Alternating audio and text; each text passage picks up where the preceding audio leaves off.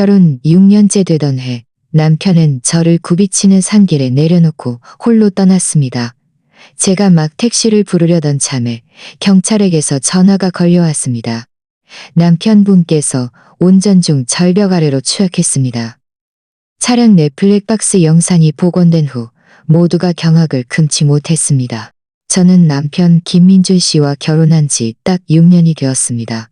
사람들은 결혼 7년 차에 위기가 온다고들 하지만 저는 우리가 그 고비를 넘길 수 있을 거라 믿었습니다. 이 6년 동안 크게 부유하진 않았어도 안정적인 삶을 꾸려왔으니까요.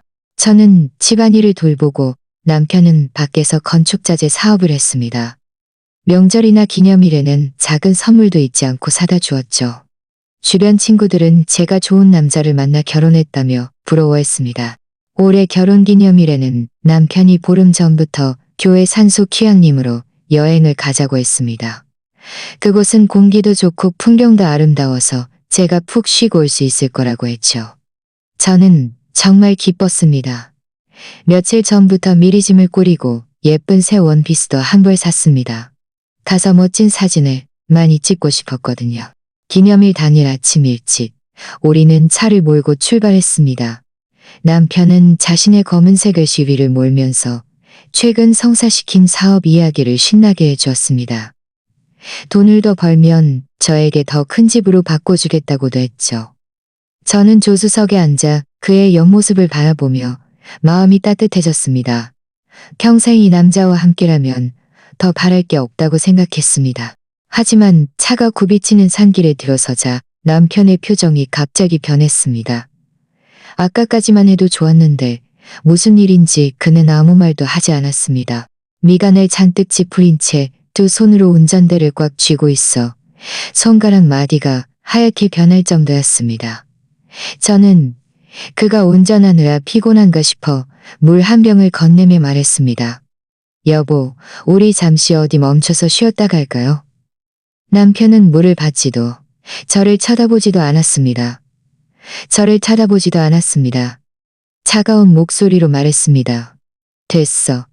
빨리 가야 해. 해지기 전에 휴양림에 도착해야지. 그의 태도에 저는 조금 불쾌했지.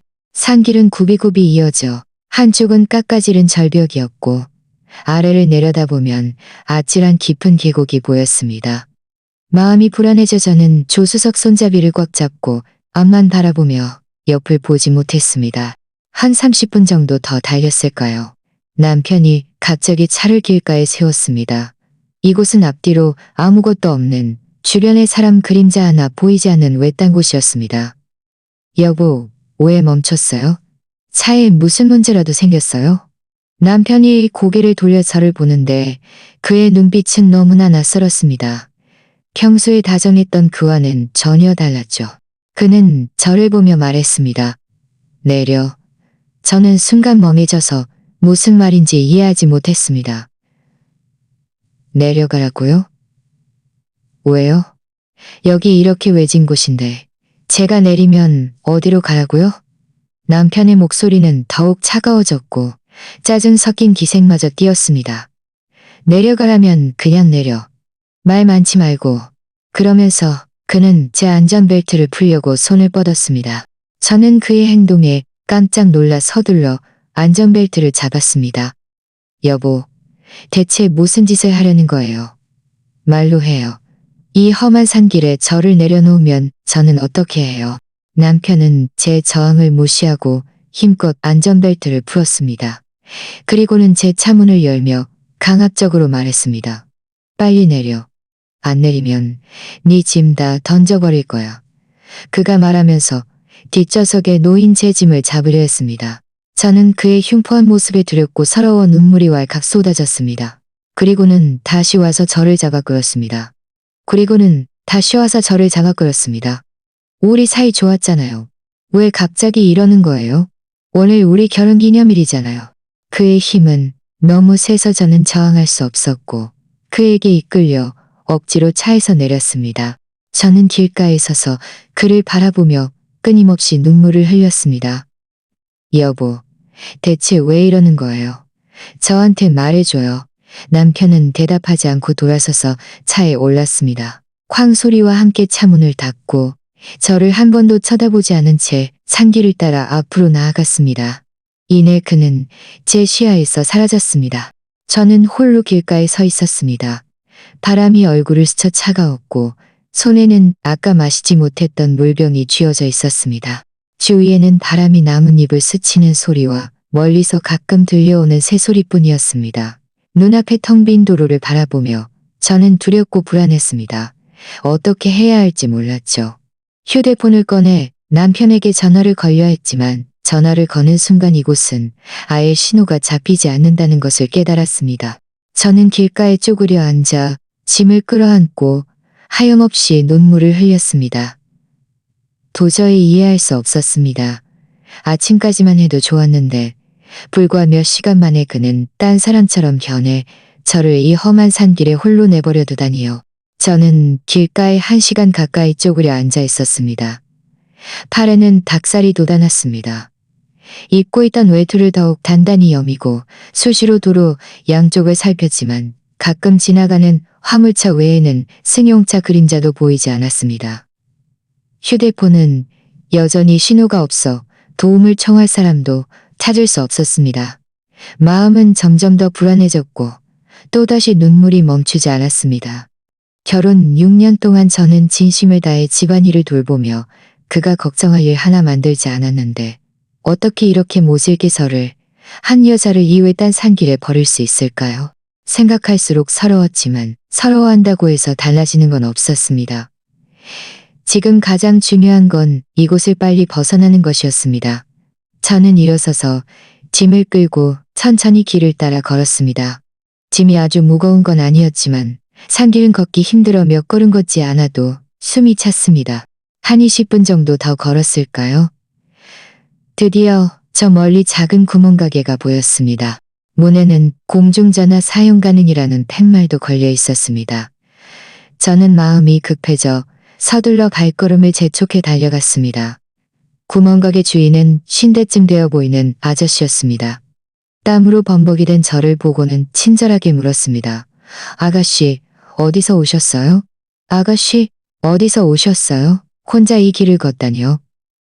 혼자 이 길을 걷다니요? 아저씨, 저는 숨을 헐떡이며 말했습니다.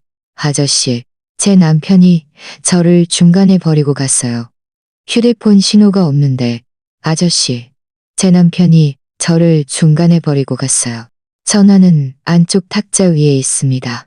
저는 서둘러 안으로 들어가 전화를 들고 택시 회사 번호로 전화를 걸었습니다. 하지만 전화가 연결된 후 상대방은 산길 쪽은 길이 험하고 날이 어두워지고 있어 아무도 오지 않으려 한다고 말했습니다.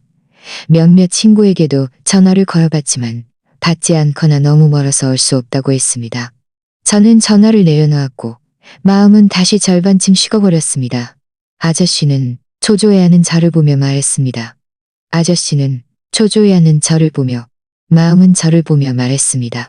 저는 고개를 끄덕이고 문 앞 작은 의자에 앉았습니다. 마음이 너무 복잡했습니다.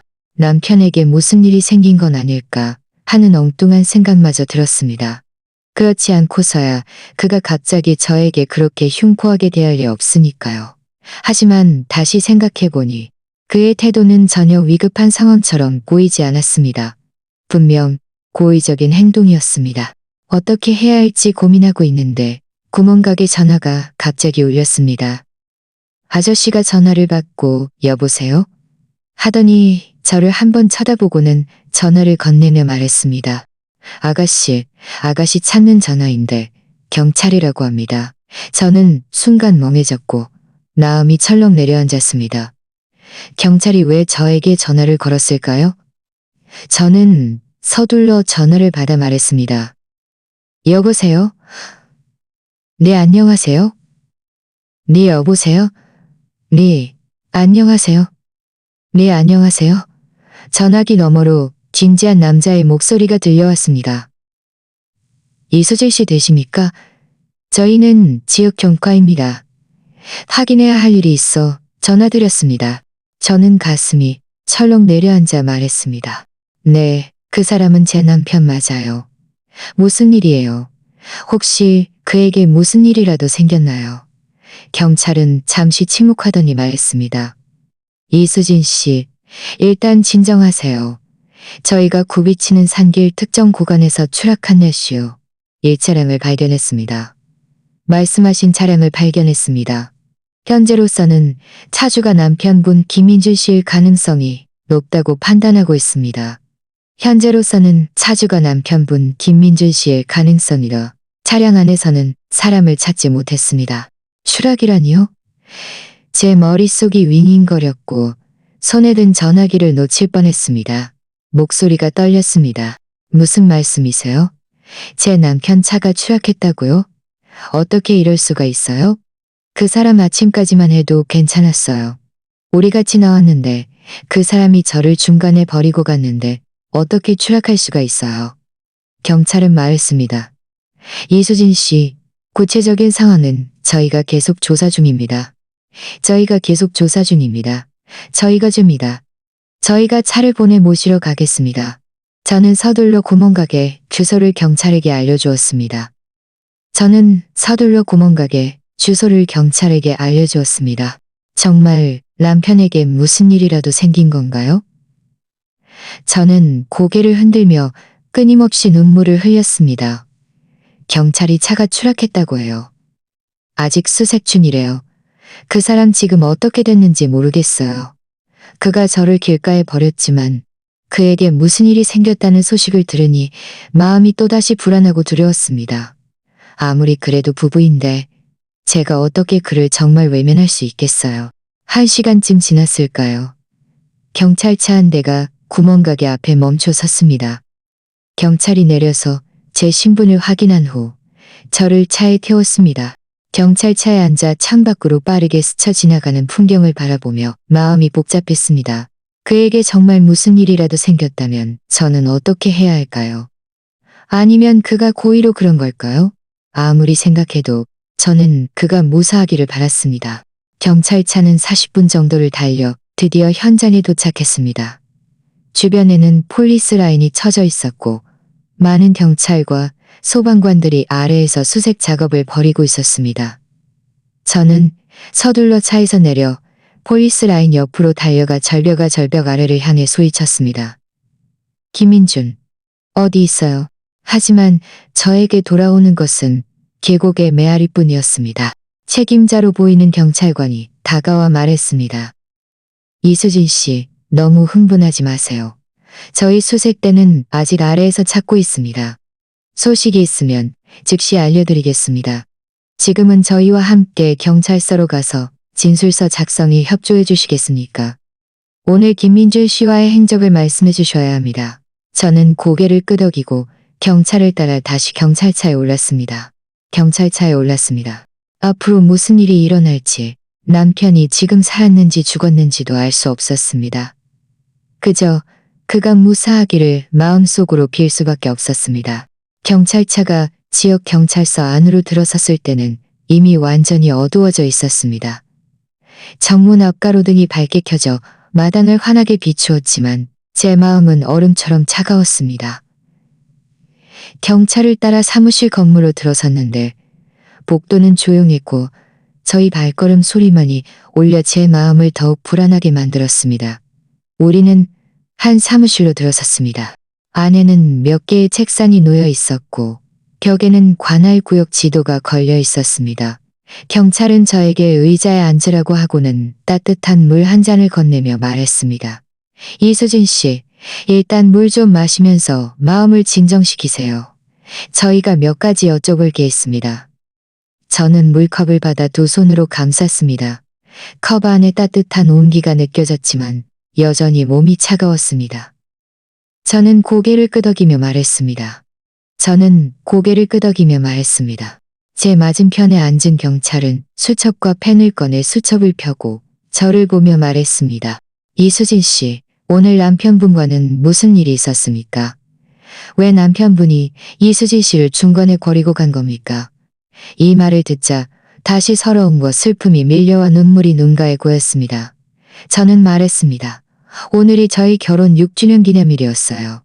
그 사람이 저는 전부터 저를 산속 휴양림으로 데려가자고 했어요. 아침 8시에 집에서 출발했는데 가는 내내 좋았어요. 가는 내내 좋았어요. 저한테 돈 벌면 더 큰 집으로 바꿔주겠다고도 했어요. 아무 말도 안 하고 미간을 찌푸린 채 운전대를 쥔 손이 떨릴 정도였어요. 제가 피곤한지 물으니 그는 괜찮다고 더 묻지 말라고 했어요. 나중에 차를 길가에 세우고 저보고 내리라고 했어요. 제가 왜 그러냐고 물으니 그는 아무 말도 안 하고 안전벨트를 풀고 제 짐을 길가에 던지고 억지로 저를 차에서 밀어냈어요. 경찰은 들으면서 받아 적고 수시로 저를 한 번씩 쳐다보았습니다. 그리고 물었습니다. 남편분이 이수진 씨를 길가에 버릴 때 특별히 한 말은 없었습니까? 예를 들어 어디로 갈 거라고 했거나 그 전에 싸운 적은 없었나요? 저는 곰곰이 생각해 보았지만 고개를 흔들었습니다. 그는 아무 말도 안 했어요. 그냥 저보고 내리라고 했어요. 태도가 너무 흉포했어요. 우리는 그 전에 싸운 적도 없어요. 아침에 집을 나설 때까지만 해도 좋았어요. 저는 도저히 이해할 수 없어요. 그가 왜 갑자기 그랬는지. 경찰은 다시 물었습니다. 남편분이 최근에 뭔가 이상한 점은 없었습니까? 예를 들어 기분이 좋지 않거나 누구와 다투었거나 아니면 사업상 문제가 생겼다거나요? 저는 고개를 숙이고 곰곰이 생각했습니다. 남편이 확실히 좀 달라진 점이 있었습니다. 예전에는 매일 집에 오면 저에게 사업 이야기를 해주었는데 한 달 전부터는 종종 서재에 숨어 전화를 걸었습니다. 제가 누구냐고 물으면 고객이라고 했고 더 묻지 말라고 했습니다. 가끔 밤에는 잠을 못 이루고 거실에 앉아 담배를 피우기도 했습니다. 제가 무슨 일이냐고 물으면 괜찮다고 그냥 스트레스가 많다고 했습니다. 저는 이 모든 일을 경찰에게 말하며 그가 한 달 전부터 저를 피해 전화를 걸고 밤에 잠을 못 이루고 담배를 피우며 사업 스트레스가 많다고 했다고 말했습니다. 저는 그가 최근 사업이 잘 안 되나 싶어 더 묻지 않았는데 지금 생각해보니 그때부터 문제가 있었던 것 같습니다. 경찰은 고개를 끄덕이며 수첩에 몇 자 적었습니다. 그리고 다시 물었습니다. 남편분이 보험에 가입한 적이 있습니까? 예를 들어 상해 보험 같은 거요. 저는 순간 멍해졌습니다. 보험이라니요. 저는 정말 신경 쓴 적이 없었습니다. 저는 말했습니다. 모르겠어요. 집안의 보험은 다 그 사람이 관리했어요. 저는 물어본 적도 없고 그 사람도 저에게 상해보험에 가입했다고 말한 적이 없어요. 경찰은 은 하고는 말했습니다. 또 한 가지 질문이 있습니다. 남편분이 이수진 씨를 길가에 버리고 난 후 어느 방향으로 갔는지 아십니까? 추락 지점은 이수진 씨가 버려진 곳에서 약 1령, 태암 정도 앞에 있는 곳입니다. 그는 앞으로 차를 몰고 갔어요. 제가 버려진 곳에서 얼마 안 가 바로 굽은 길이 있었는데 그가 그 길을 돌아서자마자 저는 그를 볼 수 없었어요. 경찰은 수첩을 덮으며 말했습니다. 이수진 씨, 조사에 협조해 주셔서 감사합니다. 말씀해 주신 상황들이 저희에게 매우 중요합니다. 지금 어디에 머무십니까? 저희가 집까지 모셔다 드리거나 아니면 집에 가고 싶지 않으시면 근처 호텔에 묵으셔도 됩니다. 소식이 있으면 즉시 연락드리겠습니다. 저는 그때서야 제가 지금 갈 곳이 없다는 것을 깨달았습니다. 지금은 지가 방에 있었지만, 지금은 집에 가만히 있었지만, 저는 경찰에게 근처 호텔에 묵고 싶으니 추천해달라고 말했습니다. 경찰은 근처 체인 호텔을 추천해주고 동료에게 저를 데려다 주라고 했습니다. 차에 앉아 창밖의 밤 풍경을 바라보며 마음이 복잡했습니다. 남편은 도대체 어떻게 된 걸까요? 왜 갑자기 저를 길가에 버렸을까요? 그의 차는 왜 추락했을까요? 그는 지금 살았는지 죽었는지? 수많은 질문들이 제 머릿속을 맴돌았습니다. 생각할수록 두렵고 혼란스러웠습니다. 호텔에 도착해 방을 잡고 방으로 들어선 후 저는 문을 잠그고 침대에 앉았습니다. 손에는 휴대폰이 들려 있었지만 여전히 신호가 잡히지 않았습니다. 저는 그저 그곳에 앉아 경찰의 소식을 기다릴 수밖에 없었습니다. 남편의 행방을 빨리 알 수 있기를 바랐습니다. 얼마나 앉아 있었을까요? 저는 깜빡 잠이 들었습니다.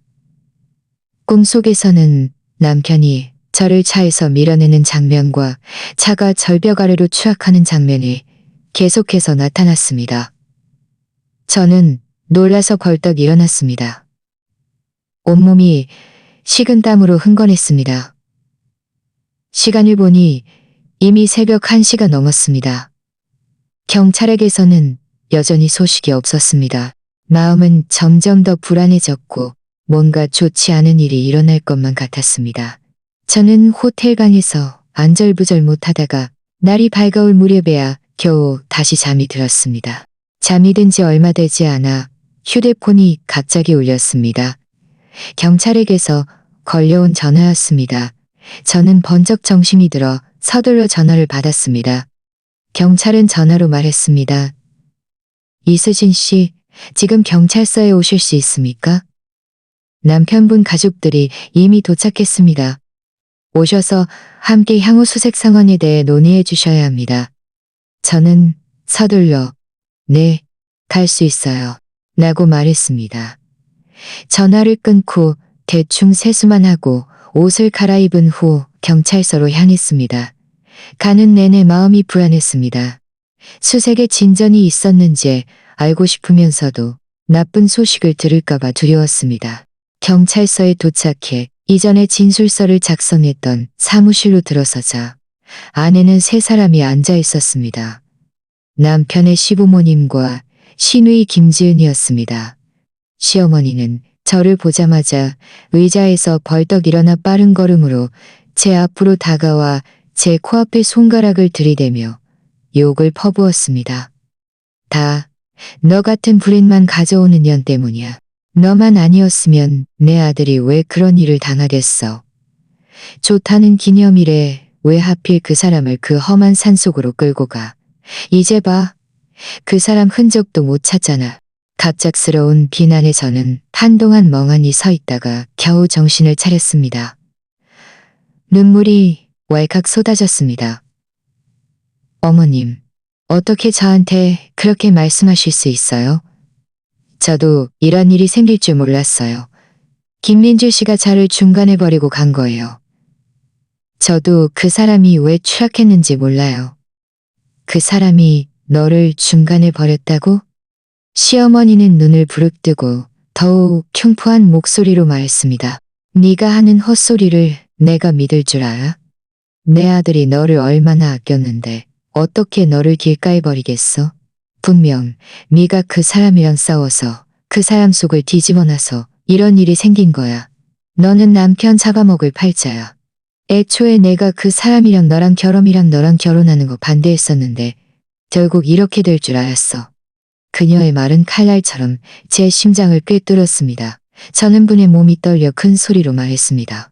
그 사람이 직접 차를 몰고 산길에 들어선 후에 갑자기 변해서 억지로 저를 차에서 밀어낸 거예요. 제가 정말 그 사람과 싸웠다면 그 사람이 어떻게 혼자 가겠어요. 시아버지는 한쪽에 앉아 침울한 표정으로 아무 말도 하지 않았습니다.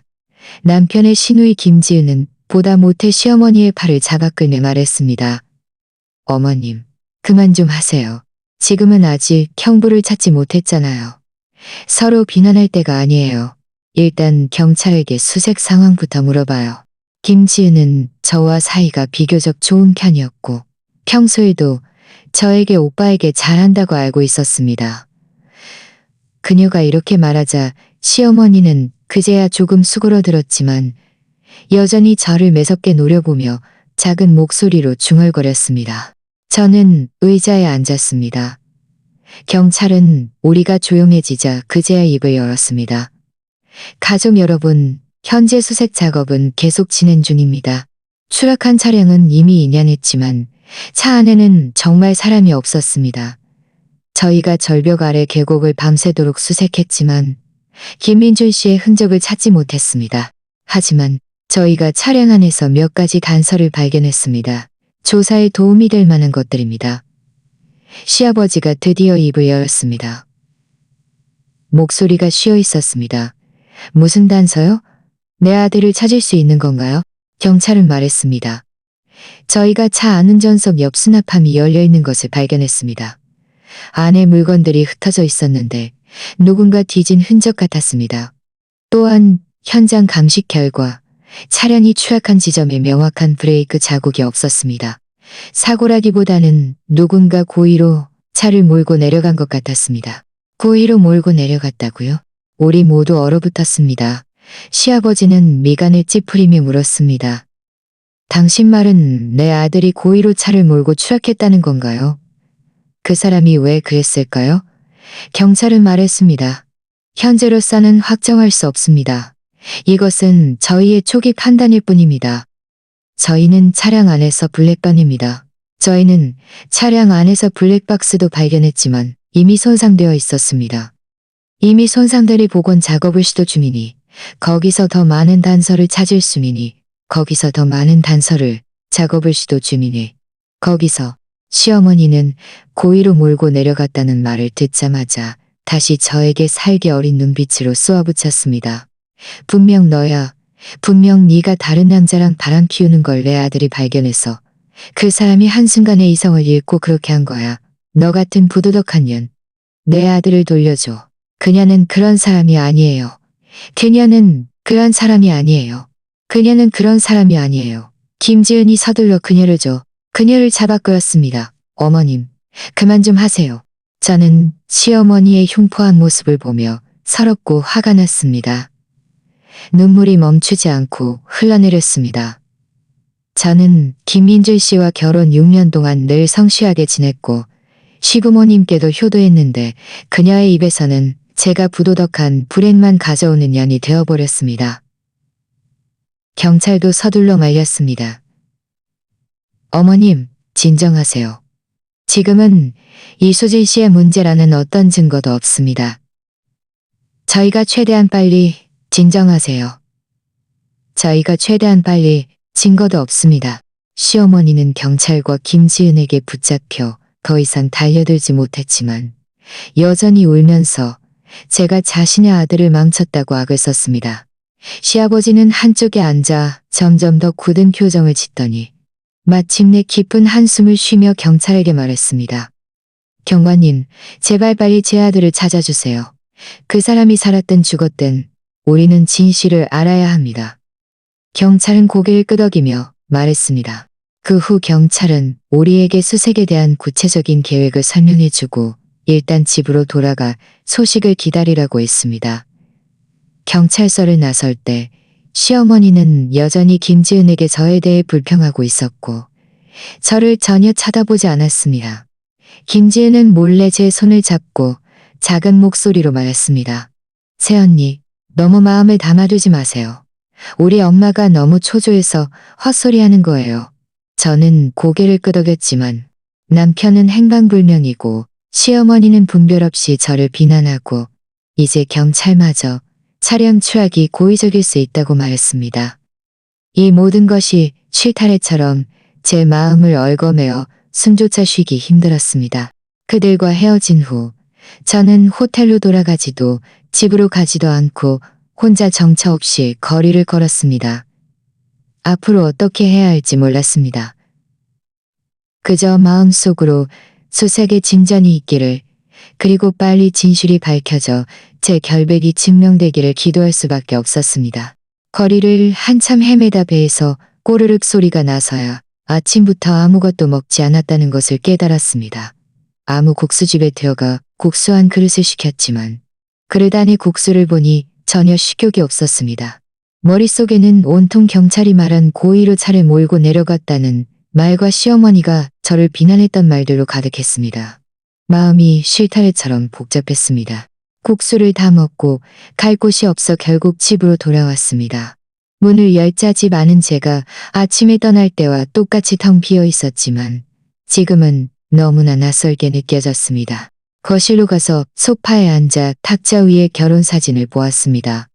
사진 속 남편은 다정하게 웃고 있었지만 지금 그의 모습, 저를 산길에 버리고 갔던 그의 모습은 사진 속 사람과 딴판이었습니다. 경찰은 그가 고의로 차를 몰고 추락했을 수 있다고 말했습니다. 그가 왜 그랬을까요? 사업 실패로 인한 극단적인 선택일까요? 아니면 다른 이유가 있을까요? 생각할수록 뭔가 이상했습니다. 전에 남편은 사업이 잘 되고 있다고, 저에게 더 큰 집으로 바꿔주겠다고까지 했는데 왜 갑자기 극단적인 선택을 했을까요? 문득 경찰이 남편의 최근 인간관계와 경제 상황을 조사할 것이라고 했던 말이 떠올랐습니다. 인간관계라니요? 제 머릿속에 권태기는 생각이 스쳤습니다. 남편이 한 달 전부터 서재에 숨어 전화를 걸지 않았나요? 제가 물을 때마다 고객이라고 했지만, 그는 전화를 걸 때마다 고객이라고 했지만, 그는 전화를 걸 때마다 문을 잠그고 목소리를 아주 낮춰서 저는 그가 무슨 말을 하는지 전혀 들을 수 없었습니다. 저는 소파에서 일어나 서재 문으로 걸어가 문을 열었습니다. 서재는 아주 깔끔했습니다. 책상 위에는 그의 노트북과 몇몇 서류들이 놓여 있었습니다. 저는 책상 앞으로 가서 노트북을 켰습니다. 노트북은 비밀번호가 필요했습니다. 저는 우리 결혼기념일을 입력해봤지만 틀렸습니다. 다시 아이의 생일을 입력해봤습니다. 우리는 아이가 없었지만 전에 아이를 가질 계획이어서 관련 비밀번호를 설정한 적이 있었거든요. 이것도 틀렸습니다. 마지막으로 그의 생일을 입력해보니 저는 노트북 안의 파일들을 하나하나 열어보며 단서가 될 만한 것을 찾았습니다. 한 30분 정도 파일을 뒤지다가 숨겨진 폴더 안에서 수지 기록이라는 이름의 엑셀 파일을 발견했습니다. 열어보니 남편의 최근 송금 기록들이 전부 들어 있었습니다. 처음 기록들은 모두 정상적인 사업 수지였습니다. 하지만 최근 한 달치를 넘겨보니 몇 건의 이상한 송금 기록이 보였습니다. 각 송금액은 달랐습니다. 5천만 원, 1천만 원, 가장 많은 건 3천만 원이었습니다. 이 송금 기록들은 한 달 전부터 시작되어 거의 며칠에 한 번씩 있었고 합계는 억이 넘는 돈이었습니다.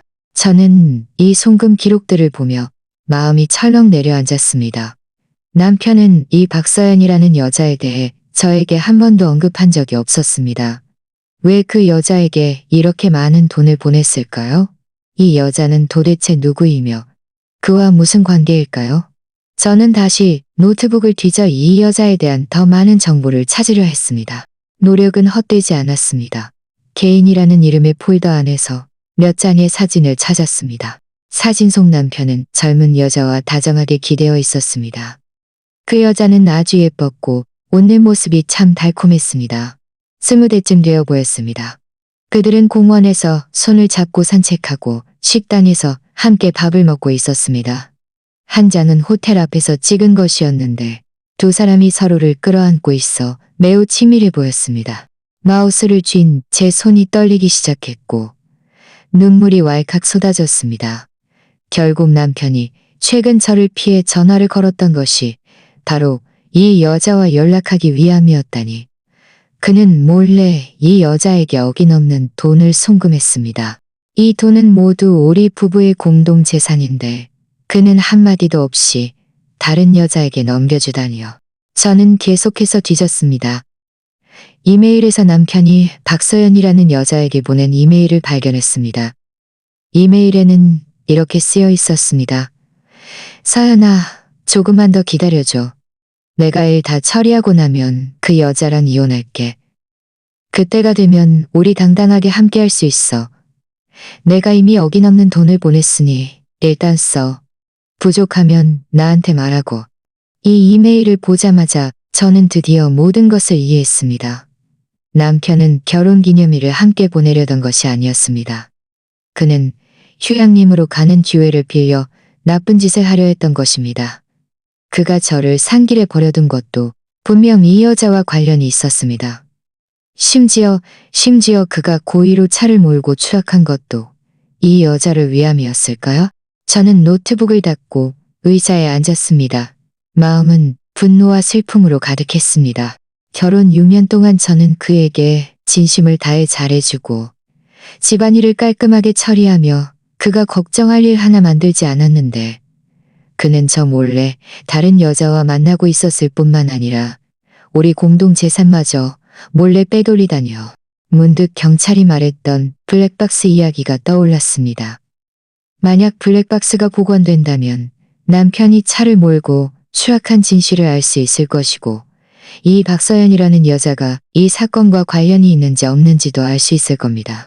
저는 휴대폰을 꺼내 경찰에게 전화를 걸었습니다. 전화가 연결되자 떨리는 목소리로 말했습니다.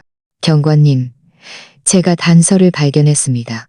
제 남편의 최근 송금 기록과 낯선 여자에 대한 것입니다. 저는 노트북에서 본 송금 기록과 사진들을 빠짐없이 경찰에게 말해주었습니다. 경찰은 제 말을 듣고는 말했습니다. 이수진 씨, 제공해주신 단서들이 매우 중요합니다. 저희가 즉시 박서연이라는 여자를 조사하겠습니다. 블랙박스 복원 작업도 진전이 있습니다. 기술자들이 내일쯤이다. 기술자들이 내일쯤이면 전화를 끊고 저는 서재에 앉아 창밖으로 점점 어두워지는 하늘을 바라보았습니다. 마음은 분노와 실망으로 가득했습니다. 제가 6년 동안 사랑했던 남편이 저에게 이렇게까지 할 줄은 정말 몰랐습니다. 저는 이제 블랙박스가 빨리 복원되어 진실을 알 수 있기를 바랄 뿐입니다. 그리고 경찰이 빨리 남편과 박서연이라는 여자를 찾아내 그들이 자신들의 행동에 대한 대가를 치르게 해주기를 바랍니다. 경찰과의 전화를 끊은 후 저는 서재에 한참 앉아 있었습니다. 노트북 화면에 떠있는 눈에 거슬리는 송금 기록들과 친밀한 사진들을 보며 마음이 찢어지는 듯 아팠습니다. 결혼 6년 동안 남편이 저를 배신할 거라고는 한 번도 생각해 본 적이 없었고, 저 몰래 이렇게 많은 추악한 짓을 할 거라고는 더욱 생각지 못했습니다. 저는 이 단서들을 찾고도 그냥 넘어갈 수 없었습니다. 뭔가 더 중요한 것이 그가 숨겨 놓았을 것 같았습니다. 경찰은 그가 고의로 차를 몰고 추락했을 수 있다고 말했습니다. 충분한 이유가 없다면 그가 어떻게 그렇게 큰 위험을 감수하려 했을까요? 문득 경찰이 남편이 상해보험에 가입했는지 물었던 것이 떠올랐습니다. 그때는 신경 쓰지 않았는데 지금 생각해보니 그 안에 뭔가 수상한 낌새가 있을 것 같았습니다. 저는 서재에서 나와 거실과 침실을 뒤지기 시작했습니다. 옷장, 서랍, 침대 옆 협탁 등 물건을 숨길 만한 곳은 모두 꼼꼼히 찾아보았습니다. 남편은 평소 중요한 서류들을 침실 옷장 맨 위 서랍에 넣어두는 습관이 있었습니다. 저는 의자를 밟고 올라가 그 서랍을 열었습니다. 안에는 우리의 혼인관계 증명서, 부동산 등기 서류, 그리고 몇몇 사업 계약서들이 들어있었습니다. 저는 그 서류들을 한 장 한 장 넘겨보다가 갑자기 빨간색 서류철 하나에 눈길이 갔습니다. 이 서류철은 전에 한 번도 본 적이 없었고 아주 새 것 같았습니다. 열어보니 안에는 놀랍게도 몇 장의 보험 증권이 들어있었습니다. 맨 위에는 상해보험 증권이 들어있었습니다. 뗀 위에는 상해보험 증권이 있었는데 피보험자는 남편 김민준, 수익자란에는 상상을 시작했던 시기였죠. 보험 금액은 수익자란에는 선명하게 쓰여 있었습니다. 보험 효력 발생일은 한 달 생일은 한 달 생일은 보험 효력 발생일은 한 달 씁니다. 보험 증권을 든 제 손이 떨리기 시작했고 심장이 쿵쾅거렸습니다. 한 달 전에 거액의 상해보험에 가입하고 수익자는 내 연녀이고 이제는 고의로 차를 몰고 추락했다니, 이것은 그가 극단적인 선택을 한 것이 아니라 명백히 보험 사기를 취한 것이었습니다. 그는 사고사로 위장하여 박서연이 그 5억 원의 보험금을 받게 한 다음 두 사람이 함께 도피해서 행복하게 살려고 했던 것입니다. 저는 계속해서 아래를 뒤졌습니다. 아래에는 몇 장의 보험 증권이 더 있었는데 중증질환보험, 의료보험 등이었지만 수익자는 박서연 아니면 그 자신이었고 제 이름은 전혀 없었습니다. 결혼 6년 동안 그는 저에게 보험에 가입했다는 말을 한 번도 한 적이 없었고 저를 수익자로 지정했다는 말은 더더욱이었습니다. 결국 그의 마음속에는 제가 더 이상 그의 가족이 아니었던 것입니다. 그는 처음부터 저와 좋은 삶을 터, 저는 그 보험 증권들을 꺼내 거실 탁자 위에 놓았습니다. 눈물이 끊어진 진주 목걸이처럼 흘러내렸습니다. 우리가 막 결혼했을 때 그는 평생 저에게 잘해주고 좋은 삶을 살게 해주겠다고 말했습니다. 출장 갈 때마다 작은 선물을 사다 주었고, 우리는 함께 미래를 계획하며 돈을 모아 마다니는 집을 사고 강아지를 키우자고 했었죠. 그 모든 아름다운 추억들이 지금 와서 보니 모두 한편의 사기극 같았습니다. 바로 그때 제 휴대폰이 울렸습니다. 김지은에게서 걸려온 전화였습니다. 저는 눈물을 닦고 전화를 받았습니다. 김지은은 전화로 말했습니다. 새언니, 우리 엄마가 또 집에서 울고 있어. 오빠 걱정돼서 죽겠다고. 내가 아무리 말려도 안 들어. 나 어떻게 해야 해? 저는 심호흡을 하고 말했습니다. 일단 너무 걱정하지 마. 어머님께 경찰이 아직 수색 중이라고 말씀드려. 오늘쯤 소식이 있을 수도 있다고. 어머님이 정말 가고 싶어 하시면 네가 같이 가봐. 하지만 폴리스라인 근처에는 절대로 못 가게 해. 괜히 경찰에게 패가 됐습니다. 있을 거야. 괜히 경찰에게 패가 됐습니다. 알았어, 새언니. 그런데 경찰 쪽에서 정말 소식이 있습니다. 경찰이 오늘 중요한 단서가 나올 거라고 했어. 우리 조금만 더 기다리자. 전화를 끊고 저는 탁자 위의 보험 증권들을 바라보며 진실을 밝혀내겠다는 결심을 더욱 굳혔습니다. 저는 그 보험 증권들을 잘 정리하고 다시 서재로 돌아가 남편의 노트북을 켰습니다. 보험이나 박서연에 대한 더 많은 정보를 찾을 수 있을까 싶어서였습니다. 그의 이메일함을 다시 뒤져보다가 보험 회사 고객센터와 주고받은 이메일을 발견했습니다. 내용은 사고사 후 보험금 지급, 절차에 대한 문의였습니다. 이메일 발송 시간은 우리가 휴양림으로 출발하기 사흘 전이었습니다. 모든 것이 명확해졌습니다. 그는 이미 모든 것을 계획하고 있었습니다. 거액의 상해, 보험에 가입하고 수익자를 내연녀로 지정한 다음 결혼기념일을 핑계로 저를 외딴 산길로 데려가 중간해버리고 고의로 차를 몰고 추락하여 사고사로 위장하여 박서연이 보험금을 받게 하려 했던 것입니다. 그는 저와 이혼할 생각조차 없었고 제가 영원히 진실을 모르게 하였던 것입니다. 심지어 제가 영원히 진실을 모르게 하려 했던 것입니다. 여기까지 생각하자 저는 등골이 오싹해졌습니다. 다행히 그는 저를 길가에 버리기만 했지 더 심한 짓을 하지는 않았습니다. 저는 휴대폰을 들어 다시 경찰에게 전화를 걸어 발견한 보험 증권과 이메일에 대해 말해주었습니다. 경찰은 제 말을 듣고는 목소리가 진지해졌습니다. 이수진 씨, 제공해 주신 이 증거들은 매우 중요합니다. 이것이 김민준 씨가 고의로 사고를 위장한 동기일 가능성이 큽니다. 저희가 즉시 이 보험 증권의 진위 여부를 확인하고 동시에 박서연에 대한 조사를 가속화하겠습니다. 블랙박스는 내일쯤 복원이 완료될 예정이니 그때가 되면 진실이 명백히 드러날 것입니다. 전화를 끊고 저는 소파에 앉아 창밖의 밤 풍경을 바라보았습니다. 마음은 분노와 실망으로 가득했지만 그보다 더 큰 것은 일종의 해방감이었습니다. 저는 드디어 남편의 진짜 얼굴을 알게 되었고 그가 이 모든 것을 계획했다는 증거를 찾게 되었습니다. 저는 이제 내일 블랙박스가 복원되어 경찰이 그와 박서연을 찾아내 그들이 자신들의 행동에 대한 합당한 대가를 치르게 해주기를, 그들이 자신들의 행동에 대한 합당한 대가를 치르게 해주기를. 이 밤 저는 거의 잠을 자지 못했습니다. 머릿속에는 계속해서 이 사건이 맴돌았습니다. 남편의 배신, 그의 잔인함, 그리고 그가 빼돌린 돈들. 날이 밝아올 무렵에야 겨우 깜빡잠이 들었습니다.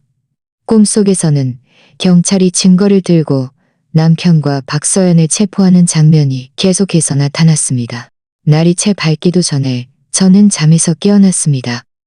눈을 뜨자마자 가장 먼저 든 생각은 블랙박스가 오늘 복원될까 하는 것이었습니다. 저는 침대에서 일어나 거실로 가서 탁자 위에 놓인 보험 증권들을 바라보았습니다. 마음은 다시 불안해졌습니다. 이렇게 많은 증거를 찾았지만 블랙박스 내용을 보지 못하니 마음이 영 불안했습니다. 저는 간단히 세수를 하고 죽을 좀 끓였지만 여전히 식욕이 없어 반 그릇도 채 못 먹고 젓가락을 내려놓았습니다. 저는 소파에 앉아 휴대폰을 들고 이따금 경찰의 연락처를 새로 고침하며 혹시라도 전화를 놓칠까봐 전전긍긍했습니다. 오전 9시쯤이었을까요? 김지은에게서 다시 전화가 걸려왔습니다. 김지은은 말했습니다. 새언니, 우리 엄마 오늘 아침부터 밥도 안 먹고 계속 소파에 앉아서 울고 있어. 오빠 찾으러 추락 지점에 가겠다고. 내가 아무리 말려도 안 들어. 나 어떻게 해야 해? 저는 생각했습니다. 일단 너무 걱정하지 마. 어머님께 경찰이 아직 수색 중이라고 조금만 더 기다려달라고 말씀드려. 혹시 오늘 소식이 있을 수도 있으니까.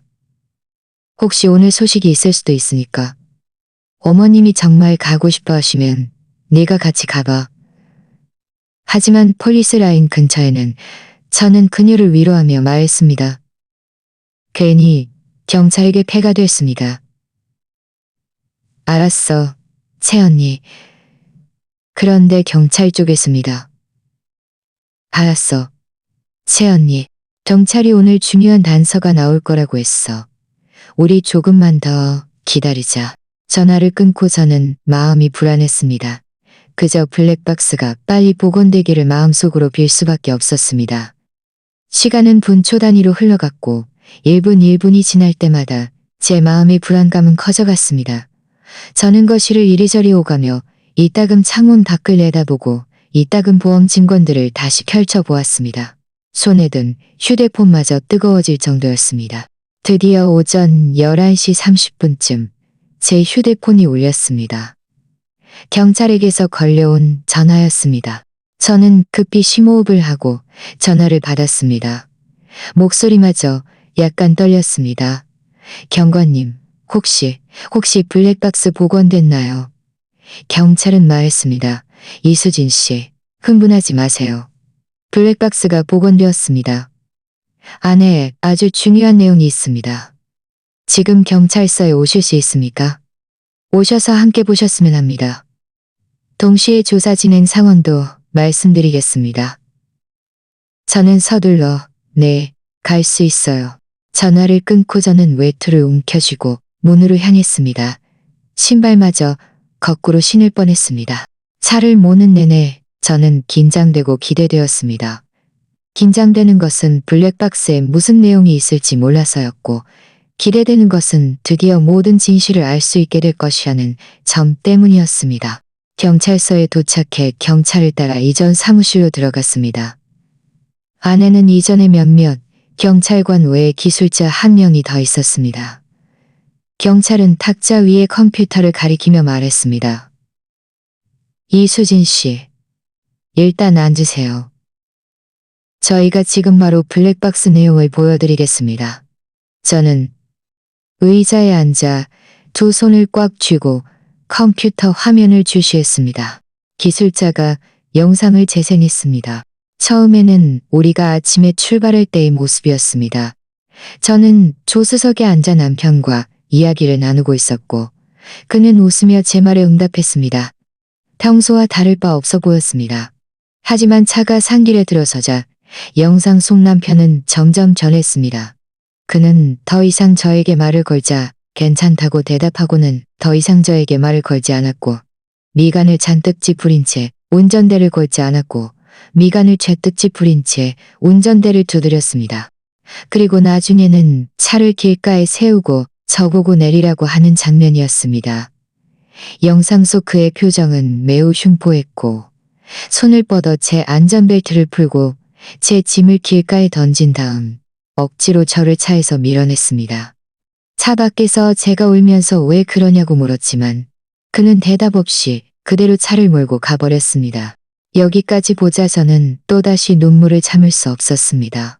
이미 한 번 겪었던 일이지만 이 장면을 다시 보니 마음이 칼로 베이는 듯 아팠습니다. 경찰은 말했습니다. 이수진 씨, 계속해서 보세요. 뒷부분 내용이 더 중요합니다. 저는 눈물을 닦고 계속해서 화면을 주시했습니다. 영상 속 남편은 차를 몰고 앞으로 1여 분을 더 갔습니다. 그리고는 9분 뒤 옆에 차를 세웠습니다. 바로 나중에 차량이 추락한 지점이었습니다. 그는 휴대폰을 꺼내 누군가에게 전화를 걸었습니다. 영상 속에서 그의 얼굴 표정은 매우 다정해 보였습니다. 방금 전 저에게 대했던 그 굽은 길에 와 있어. 방금 전 저에게 대했던 태도와는 완전히 달랐습니다. 그는 전화에 대고 말했습니다. 서연아, 그 여자를 중간에 버려뒀어. 곧 차를 몰고 내려갈 수 있을 거야. 그때 보험금 나오면 우리 해외로 가서 좋은 삶을 살 수 있어. 전화 너머에서는 무슨 말을 했는지 모르겠지만 그는 다시 웃으며 말했습니다. 걱정 마. 내가 다 계획해뒀어. 블랙박스는 내가 고장낼 거고 현장에도 아무런 흔적을 남기지 않을 거야. 경찰은 분명 사고라고 생각할 거야. 내가 돈 받으면 너한테 갈게. 전화를 끊고 그는 휴대폰을 조수석에 놓았습니다. 그리고는 좌석을 조절하고 심호흡을 한 다음 두 손으로 운전대를 꽉 쥐고는 엑셀을 힘껏 밟았습니다. 차는 그대로 가드레일을 뚫고 절벽 아래로 추락했습니다. 차가 추락하는 순간 화면이 심하게 흔들리더니 이내 검은색으로 변했습니다. 잡음만 들릴 뿐이었습니다. 사무실 안은 조용했습니다. 모두가 화면을 주시하며 아무 말도 하지 않았습니다. 저는 의자에 앉아 온몸이 떨렸습니다. 두려움 때문이 아니라 분노 때문이었습니다. 그는 정말 보험금을 위해, 그 여자를 위해 이렇게 잔인한 짓을 저질렀습니다. 저를 배신했을 뿐만 아니라 사고사로 위장하여 보험금을 타낸 다음 그 여자와 함께 도피해서 행복하게 살려고 했던 것입니다. 경찰은 한숨을 쉬며 말했습니다. 이수진 씨, 이제 다 보셨죠? 김민준 씨는 정말 고의로 차를 몰고 추락한 것입니다. 목적은 보험 사기였습니다. 저희가 이미 그가 박서연에게 건 전화를 확인했습니다. 통화 기록도 찾았습니다. 박서연은 전화로 그에게 보험금에 대해 다시 확인했습니다. 이것은 그 여자도 이 사실을 알고 있었고 심지어 전체 계획에 참여했을 수도 있다는 것을 의미합니다. 저는 화면을 보며 끊임없이 눈물을 흘렸습니다. 떨리는 목소리로 말했습니다. 그 사람이 어떻게 저에게 이렇게 할 수 있어요? 우리 결혼 6년 동안 제가 대체 그에게 무엇을 잘못했기에 다른 여자를 위해 돈 때문에 이렇게 미친 짓을 저지를 수 있어요? 경찰은 저를 위로하며 말했습니다. 이수진 씨, 너무 슬퍼하지 마세요. 이제 진실이 명확해졌습니다. 저희가 김민준 씨와 박서연을 최대한 빨리 찾아내 그들이 자신들의 행동에 대한 대가를 치르게 하겠습니다. 걱정 마세요. 저는 고개를 끄덕였습니다. 마음은 분노와 실망으로 가득했습니다. 제가 6년 동안 사랑했던 남편이 이렇게 냉혈하고 무정하며 이기적인 사람일 줄은 정말 몰랐습니다. 이제 증거가 다 나왔으니 저는 경찰이 그들을 빨리 잡아내 합당한 처벌을 받게 하고 제가 이 악몽에서 빨리 벗어날 수 있기를 바랄 뿐입니다. 경찰서에서 나오자 제 머릿속에는 온통 블랙박스 영상과 남편이 박서연과 통화할 때의 다정한 목소리가 맴돌았습니다. 생각할수록 화가 나서 운전할 힘조차 거의 없었습니다. 저는 차를 길가에 세우고 운전대에 엎드려 한참을 울고 나서야 겨우 진정했습니다. 저는 스스로에게 말했습니다. 이렇게 무너질 수 없어. 나 자신을 위해서라도, 그리고 공점을 되찾기 위해서라도 강해져야 해. 집으로 돌아와 문을 열자 낯선 여자가 우리 집 거실 소파에 앉아 있는 것이 보였습니다. 그녀는 명품 원피스를 입고 정교한 화장을 한 채 손에는 한정판 가방을 들고 있었습니다. 20대쯤 되어 보였습니다. 바로 제가 남편의 노트북에서 보았던 그 박서연이었습니다. 저는 순간 멍해졌다가 이내 화가 치밀어 올랐습니다. 저는 그녀 앞으로 걸어가 차갑게 말했습니다. 당신 누구야? 박서연은 고개를 들어 저를 위아래로 훑어보더니 입가에 비웃음 섞인 미소를 띠고 말했습니다. 당신이 김민준 씨 부인 이수진 씨죠? 저는 박서연이에요. 김민준 씨 여자친구. 그녀는 자신이 매연녀임을 조금도 거리낌 없이 인정했습니다. 전혀 부끄러워하는 기색이 없었습니다. 저는 분에 몸이 떨려 문 쪽을 가리키며 말했습니다. 여기는 내 집이야. 당신이 올 곳이 아니라고. 당장 나가. 하지만 박서연은 나갈 생각이 없는 듯 오히려 소파에 기대어 느릿하게 말했습니다. 내가 왜 나가?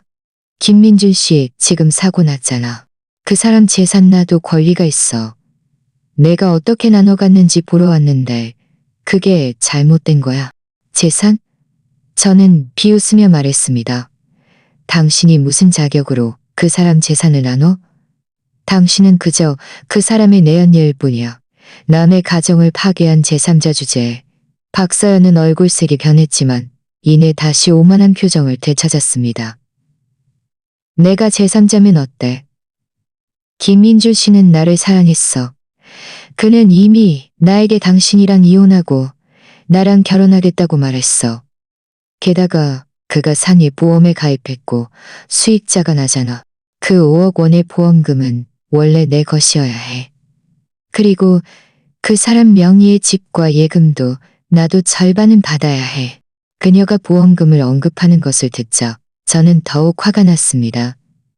당신이 보험금 얘기를 꺼낼 염치가 있어? 내가 모를 줄 알아? 김민주 씨가 고의로 차를 몰고 추락한 건 바로 보험 사기를 쳐서 당신이랑 함께 도피해서 행복하게 살려고 한 거야.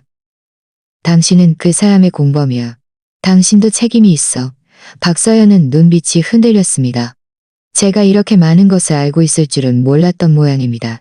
하지만 그녀는 이내 침착함을 되찾고 말했습니다. 당신 피 흘리는 소리 하지 마. 김민준 씨는 사고로 추락한 거지. 나랑 무슨 상관이야? 보험금은 그 사람이 자발적으로 내 이름으로 써준 거야. 그건 내 합법적인 소득이야. 당신이 상관할 바 아니야. 합법적인 소득. 저는 전에 찾았던 보험 증권과 남편이 그녀에게 송금한 기록들을 꺼내 그녀 앞에 던졌습니다. 이것들을 봐. 그 사람이 한 달 동안 당신에게 어기넘는 돈을 보냈어. 이 모든 돈이 우리 부부의 공동 재산인데 당신은 그걸 태연하게 써댔지. 그리고 이 보험 증권. 그 사람이 보험 사기를 치려고 산 거야. 당신은 경찰이 모를 줄 알아? 당신은 그 사람과 공모해서 보험 사기를 쳤으니 법적 책임을 져야 해. 박서연은 그 증거들을 보자마자 얼굴색이 드디어 변했습니다. 그녀는 그 서류들을 집어들고 보더니 이내 서둘러 내려놓았습니다. 목소리가 약간 떨렸습니다. 나는 무슨 보험 사기인지 몰라. 김민주 씨는 그냥 나를 사랑한다고 나에게 좋은 삶을 살게 해주겠다고 해서 내가 그 사람과 함께한 거야.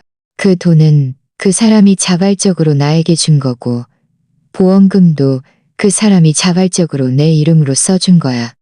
나랑 상관없어. 저는 그녀의 당황한 모습을 보며 그녀가 남편의 보험 사기 사실을 분명히 알고 있다는 것을 더욱 확신했습니다. 지금은 발뺌하며 보험금을 독차지하려 하는 것이었습니다. 저는 그녀 맞은편에 앉아 차갑게 말했습니다. 상관없다고? 경찰이 이미 당신을 조사하고 있어. 그들은 당신과 김민준 씨의 통화 기록을 통해 당신이 전체 계획에 참여했다는 것을 알고 있어. 당신 지금 솔직하게 경신이, 정신 지금 솔직하게 경신이, 정신 지금 솔직하게 경신이. 어쩌면 선처를 받을 수도 있을 테니까. 그렇지 않으면 경찰이 당신을 잡으러 올 때는 늦을 거야. 박서연은 경찰이라는 두 글자를 듣자 드디어 두려워하기 시작했습니다. 그녀는 일어서서 목소리마저 약간 떨렸습니다. 당신 나 협박하지 마. 나는 아무것도 몰라. 나는 그냥 내 것을 가지러 온 거야. 네 거? 저는 일어나 그녀 앞으로 걸어갔습니다. 당신은 내 가정을 파괴하고 내 돈을 쓰고 심지어 보험 사기를 치려고 했잖아.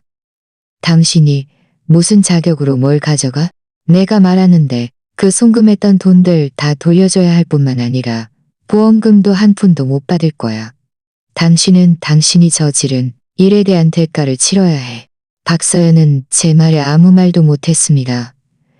그녀는 저를 보며 눈빛에 두려움과 불만이 가득했습니다. 잠시 후 그녀는 갑자기 울기 시작했습니다. 나도 피해자라고. 김민준 씨가 나랑 결혼할 거라고, 나에게 잘해줄 거라고 해서 내가 그 사람과 함께한 거야. 그 사람이 나를 속일 줄은 몰랐어.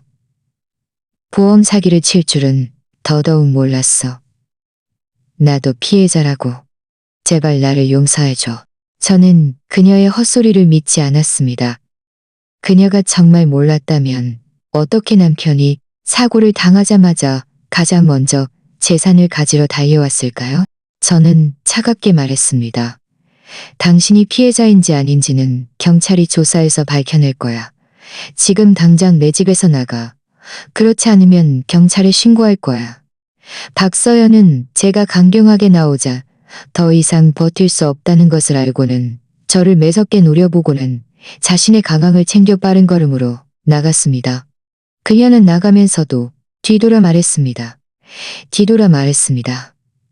보험금은 내가 반드시 받아낼 거야. 문 밖으로 사라지는 그녀의 뒷모습을 보며 제 마음속의 분노는 가라앉지 않았습니다. 이 여자는 정말 너무 탐욕스러웠습니다.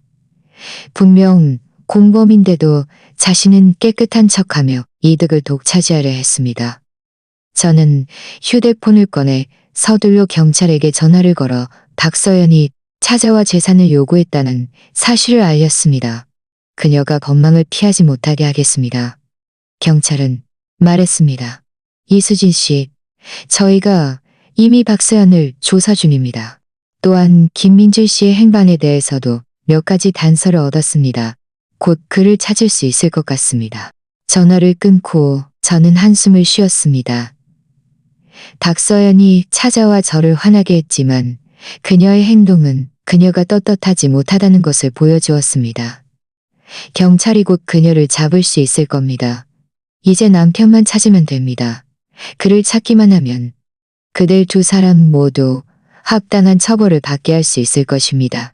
저는 소파에 앉아 탁자 위의 증거들을 바라보며 마음속으로 다짐했습니다. 이 두 사람이 저에게 상처 준 대가를 뼈저리게 치르게 할 것입니다. 절대 그냥 넘어가지 않을 것입니다. 경찰과의 전화를 끊은 후 저는 계속해서 집에서 소식을 기다렸습니다. 이틀 동안 김지은은 가끔 저에게 전화해서 진전이 있는지 물었고 저는 경찰이 조사 중이니 너무 걱정하지 말라고 했습니다. 시어머니는 더 이상 저를 찾아와 귀찮게 하지 않았습니다. 아마 김지은이 그녀를 말렸거나 아니면 그녀 스스로도 지쳐서 더 이상 저와 다툴 기력이 없었을지도 모릅니다. 4일째 되는 날 오후 제가 집에서 그 증거들을 정리하고 있는데 휴대폰이 갑자기 울렸습니다. 경찰에게서 걸려온 전화였습니다. 저는 서둘러 전화를 받았습니다. 경찰은 말했습니다. 이수진 씨, 저희가 김민주 씨의 행적을 찾았습니다. 그는 지금 인근 도시의 한 작은 여관에 있습니다. 저희가 이미 사람을 보내 그를 통제했습니다. 또한 박서연도 찾아서 지금 경찰서로 데려왔습니다. 저희는 이수진 씨와 시부모님, 김지은 씨가 함께 오셔서 완전한 블랙박스 영상을 보셨으면 합니다. 그리고 그들이 김민준 씨와 대지라는 보셨으면 합니다. 저는 가슴이 철렁 내려앉았고 흥분했습니다. 드디어 그들을 찾았다니. 저는 서둘러 네, 지금 바로 그들에게 알릴게요. 저희 지금 바로 갈게요 라고 말했습니다. 전화를 끊고자는 먼저 김지은에게 전화를 걸어 남편과 박서연을 찾았다는 소식을 알렸습니다. 그리고 시부모님께도 말씀드리고 함께 경찰서로 오라고 했습니다. 김지은도 소식을 듣고 매우 흥분하며 즉시 시부모님께 말씀드리고 차를 몰고 저를 데리러 오겠다고 했습니다. 한 30분 정도 후 김지은이 차를 몰고 우리 집 아래층에 도착했습니다. 제가 차에 오르니 시부모님도 차 안에 계셨습니다. 시어머니의 얼굴은 여전히 좋지 않았지만 전처럼 저를 싸늘하게 대하지는 않았습니다. 가는 내내 아무도 말이 없었고 차 안의 분위기는 매우 무거웠습니다. 시부모님의 마음도 매우 복잡하다는 것을 알 수 있었습니다. 진실을 알고 싶으면서도 좋지 않은 결과를 마주할까봐 두려워하는 듯했습니다. 경찰서에 도착해 경찰은 우리를 한 회의실로 안내했습니다. 안에는 이미 몇 명의 경찰관이 앉아 있었고 죄수복을 입은 남자 한 명이 있었습니다. 바로 남편 김민준이었습니다. 그는 매우 초췌해 보였습니다. 머리카락은 헝클어져 있었고 눈은 핏발이 서 있었습니다. 우리가 들어오자 그는 서둘러 고개를 숙이고 우리를 똑바로 쳐다보지 못했습니다. 옆에는 여자 한 명도 앉아 있었는데 역시 죄수복을 입고 있었습니다. 바로 박사연이었습니다. 그녀는 우리를 보며 눈빛에 두려움이 가득했고 두 손을 꽉 쥐고 있었습니다. 경찰은 우리에게 앉으라고 한 다음 말했습니다. 오늘 여러분을 모신 주된 이유는 완전한 블랙박스 영상을 보시고 사건의 모든 진실을 이해하시도록 하기 위함입니다.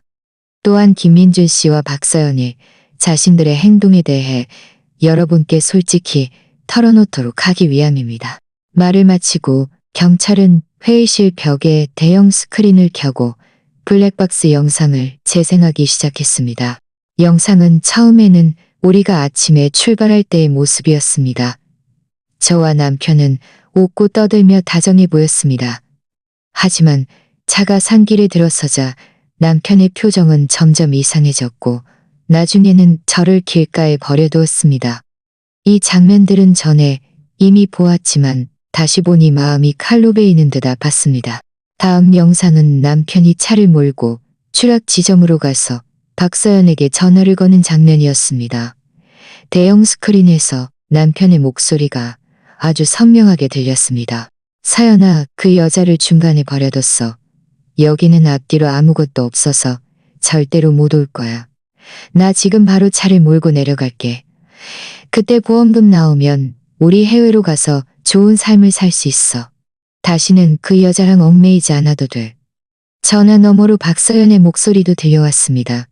민준 오빠 조심해야 해. 아무런 실수도 하지 마. 보험금 나오면 우리 전에 말했던 대로 나한테 큰 집 사주고 유럽 얘한테 큰 집 사주고 유럽 얘한테. 블랙박스는 내가 고장 낼 거고 현장에도 흔적을 남기지 않을 거야. 경찰은 분명 사고라고 생각할 거야. 내가 돈 받으면 너한테 갈게. 우리 영원히 함께하자. 전화를 끊고 남편은 좌석을 조절한 다음 엑셀을 힘껏 박았습니다. 차는 그대로 가드레일을 뚫고 절벽 아래로 추락했습니다. 차가 추락하는 순간 화면이 흔들리더니 이내 남편이 차문을 열고 차에서 기어 나오는 모습이 보였습니다. 결국 그는 전혀 다치지 않았던 것입니다. 고의로 사고사를 위장하고는 자신은 몰래 도망쳤던 것입니다. 여기까지 보자 우리 모두는 경악했습니다. 시어머니는 벌떡 일어나 남편을 가리키며 목소리가 떨렸습니다. 김민준, 너 죽지 않았어? 게다가 이 여자랑 공모해서 보험 사기를 쳤다고? 너는 나랑 네 아버지를 뭘로 본 거야? 이수지는 뭘로 본 거야? 어떻게 그렇게 모질게 굴 수 있어? 남편은 여전히 고개를 숙이고 아무 말도 하지 못했습니다. 눈물을 끊임없이 흘렸습니다. 후회하는 것인지, 두려워하는 것인지, 두려워하는 것인지, 두려워하는 것인지. 시아버지는 화가 나서 얼굴이 흑빛이 되었고 두 손으로 주먹을 꽉 쥐고 아무 말도 하지 못했습니다. 마침내 깊은 한숨을 쉬며 고개를 흔들었습니다. 매우 실망한 모습이었습니다. 김지은도 매우 화가 났습니다. 그녀는 남편 앞으로 걸어가 말했습니다. 오빠, 어떻게 이럴 수 있어? 오빠가 이렇게 하면 얼마나 많은 사람들에게 상처를 주는지 알아? 세연이가 오빠한테 얼마나 잘해줬는데, 엄마가 오빠를 얼마나 아꼈는데, 어떻게 이렇게 이기적일 수 있어? 박서연은 영상 속 내용을 보자 더 이상 참지 못하고 울면서 말했습니다. 제가 잘못했어요. 정말 잘못했어요. 김민준 씨가 저를 속였어요. 그 사람이 저랑 결혼할 거라고, 저에게 잘해줄 거라고 해서 제가 그 사람과 함께한 거예요. 저는 그 사람이 저를 속일 줄은 몰랐어요. 보험 사기를 칠 줄은 더더욱 몰랐어요. 저도 피해자라고요. 제발 저를 용서해 주세요. 경찰은 박서연을 보며 차갑게 말했습니다. 이제 와서 잘못을 알다니. 당신이 김민준 씨와 공모해서 보험 사기를 칠 때는 왜 오늘 같은 날이 올 거라고 생각하지 못했습니까?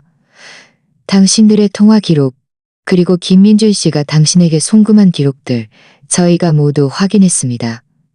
증거는 명백합니다. 더 이상 변명할 생각은 하지 마세요. 남편은 그때서야 드디어 고개를 들었습니다. 목소리가 쉬어 있었습니다. 어머님, 죄송합니다. 제가 잘못했습니다. 이수진을 배신해서는 안 됐고 박서연과 공모해서 보험 사기를 쳐서는 안 됐습니다. 제가 최근 사업 실패로 빚을 많이 져서 돈을 갚을 수 없었습니다. 박서연은 계속해서 저에게 이수진과 이혼하라고 재촉했고 제가 한순간 정신이 혼미해져 이런 방법을 생각해냈습니다. 사고사를 위장하면 보험금을 받아 빚을 갚고 박서연과 좋은 삶을 살 수 있을 거라고. 박서연과 좋은 삶을. 시어머니는 그가 사업 실패로 빚을 졌다는 말을 듣자 더욱 화가 났습니다. 네가 사업에 실패했으면 왜 우리에게 말하지 않았어? 우리는 네 가족이잖아. 우리가 방법을 찾아줬을 텐데 너는 보험 사기를 선택하고 게다가 이수진을 배신하다니. 너는 정말 우리를 너무 실망시켰어. 저는 남편을 보며 실망과 분노로 가득했습니다. 저는 그에게 다가가 말했습니다. 김민준 씨, 우리 결혼 6년 동안 제가 진심을 다해 당신에게 잘해주고 집안일을 깔끔하게 처리하며 당신이 걱정할 일 하나 만들지 않았어.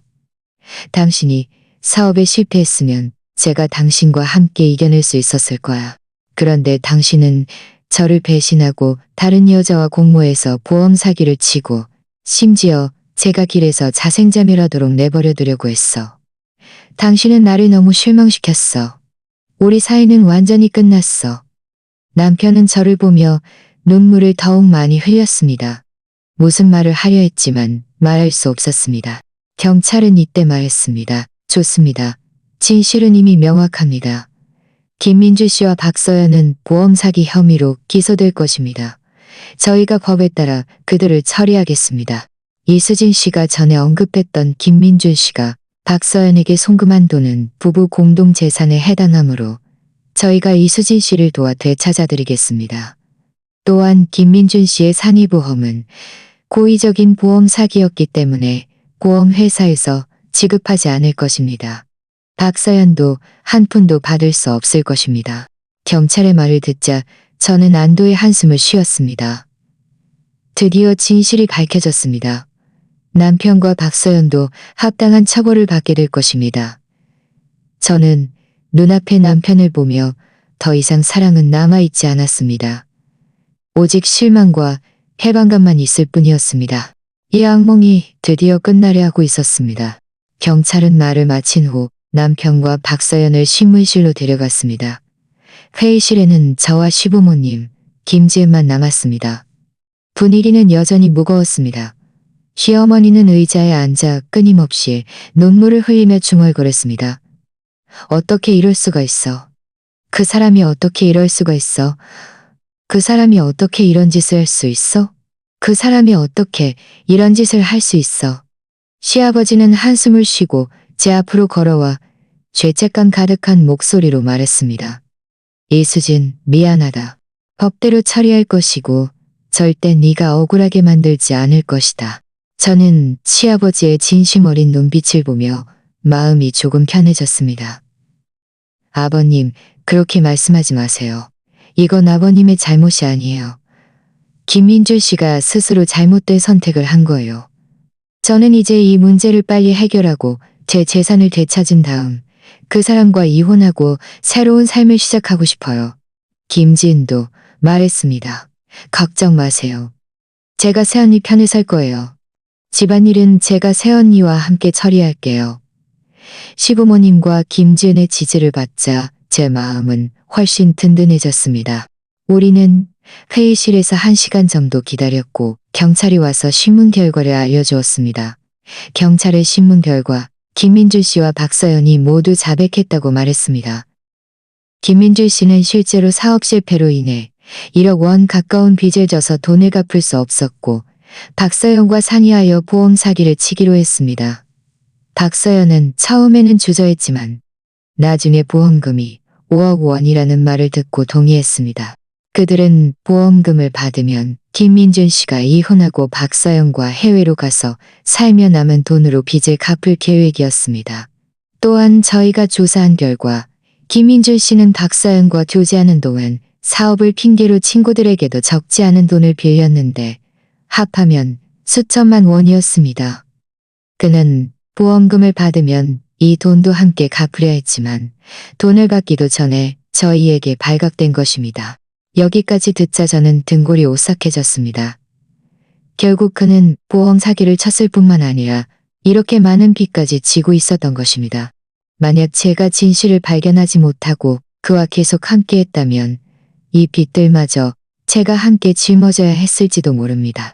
경찰은 또 말했습니다. 저희가 이미 김민준 씨에게 돈을 빌려준 친구들과 그의 채권자들에게 연락하여 상황을 설명했습니다. 또한 김민준 씨가 박서연에게 송금한 수천만 원은 이미 박서연 명의의 은행 계좌를 동결했습니다. 최대한 빨리 돈을 되찾아 이수진 씨에게 돌려드리겠습니다. 저는 고개를 끄덕이며 말했습니다. 경관님, 감사합니다. 수고 많으셨습니다. 송관이다. 이어서 저희가 사건을 검찰에 송치하면 법원에서 판결을 내릴 것이라고 했습니다. 김민준 씨와 박서연은 보험 사기 혐의로 기소되며 금액이 거액이고 죄질이 나쁨으로 몇 년의 징역형을 선고받을 것으로 예상된다고 했습니다. 경찰서에서 나온 후 시부모님은 저에게 저녁을 사주겠다고 했습니다. 저에게 미안한 마음을 전하고 싶어서였습니다. 저는 거절할 수 없어 그들과 함께 근처 식당으로 가서 저녁을 먹었습니다. 식사 중 시어머니는 계속해서 저에게 사과했고 앞으로 저를 친딸처럼 대할 것이니 어려움이 있으면 자신들에게 말하라고 했습니다. 저는 시부모님의 진심 어린 모습을 보며 감동했습니다. 남편은 잘못된 일을 저질렀지만 시부모님과 김지은은 현명한 사람들이었습니다. 남편 편을 들지 않고 오히려 저의 편에 서주었으니 마음이 참 따뜻했습니다. 식사를 마치고 김지은이 저를 집까지 데려다 주었습니다. 차 안에서 김지은은 말했습니다. 새언니, 앞으로 어떻게 할 생각이에요? 혹시 이혼하고 싶으시면 제가 변호사를 찾아드릴 수 있어요. 새언니가 받아야 할 재산은 확실히 받게 해드릴게요. 저는 생각했습니다. 저는 당연히 그 사람과 이혼할 거예요. 이런 남자와는 더 이상 아무런 관계도 맺고 싶지 않아요. 재산은 제가 받아야 할 것들과 그 사람이 박서연에게 송금한 돈만 돌려받고 싶어요. 다른 건 원하지 않아요. 그 사람과 빨리 관계를 정리하고 싶어요. 김지은은 말했습니다. 좋아요. 제가 내일 바로 변호사를 찾아볼게요. 우리 빨리 이혼 절차를 봐봐요. 걱정 마세요. 제가 계속 도와드릴게요. 집에 돌아와 소파에 누워 천장을 바라보았습니다. 마음이 드디어 조금 가벼워졌습니다. 이렇게 오랫동안 지속된 악몽이 드디어 끝나려 하고 있었습니다. 배신과 상처를 겪었지만 저는 많은 사람들을 제대로 보게 되었고 강해지는 법을 배웠습니다. 다음 날 김지은은 저에게 경험 많은 이혼 변호사를 찾아주었습니다. 변호사는 제 상황을 자세히 파악한 후 이혼 소장을 작성해 주었습니다. 그리고 김민준 씨의 과실 정도를 볼 때 법원은 분명 이혼을 판결할 것이고 그에게는 빈손으로 나가게 할 것이며 제가 정신적 피해 보상금 1천만 원을 요구할 수도 있다고 말했습니다. 며칠 동안 저는 변호사와 함께 이혼에 필요한 서류들을 준비했습니다. 혼인관계 증명서, 신분증, 김민준 씨의 외도와 보험 사기 증거 등이었습니다. 시부모님도 매우 협조적이었습니다. 제가 김민준 씨와 함께 살았던 증명 자료들과 그가 재산을 빼돌린 증거들을 많이 찾아주셨습니다. 보름쯤 후 변호사는 이혼 소장이 법원에 제출되었고 한 달 후에 재판이 열릴 것이라고 알려주었습니다. 또한 김민준 씨 쪽도 소장을 받았는데 교도소에서 이혼에 동의하지만 빈손으로 나가는 것은 원하지 않는다고 말했습니다. 그는 집과 예금에 자신의 절반 권리가 있다고 주장했습니다. 변호사는 저에게 걱정 마세요. 그가 이렇게 많은 과실을 저질렀으니 법원은 분명 그의 주장을 지지하지 않을 겁니다. 우리는 그가 외도하고 재산을 빼돌리고 보험 사기를 쳤다는 충분한 증거를 가지고 있습니다. 이 모든 것이 심각한 과실이므로 법원은 당신 편을 들 것입니다. 라고 말했습니다. 변호사의 말을 듣자 저는 더욱 자신감이 생겼습니다. 저는 이제 아무것도 두렵지 않았습니다. 그저 재판이 열려 법원의 판결을